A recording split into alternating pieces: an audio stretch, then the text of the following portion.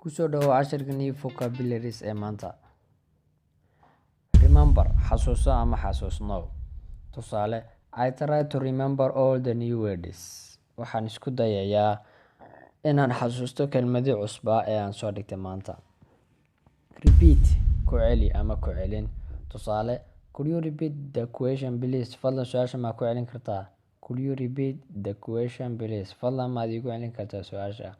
Teacher, macallin ama maclimad. Tusaale, Nimco is my English teacher. Nimco waxa weeyaan maclimadeyda Englishka ay dhigta. Nimco is my English teacher. Nimco waa maclimad ii dhigta Englishka. Nimco waa maclimadeyda Englishka.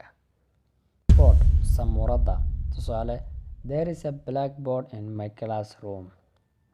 Waxa uu leeyahay fasalkaygu samuurada madow. City, caasimad ama magaalo madax. Tusaale, I live in Kenya City. Waxaan ku noolahay caasimadda Kenya. How many, imisa. Tusaale, how many students are there in your class? Imisa arday ayaa dhigta ama jira galaaskaaga? Imisa arday buu leeyahay? Big, weyn. Tusaale, my school is very big. Iskuulkaygu aad buu weyn yahay. Breakfast, quraac. Tusaale, what time do you have breakfast? Goorma ayaad quraacataa? What time do you have breakfast? Goorma ayaad quraacataa?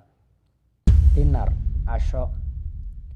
Dinner waa casho. I always have dinner with my family. Mar waliba waxaan la casheeyaa qoyskayga ama cashiradeyda ama ehelkayga. I always have dinner with my family.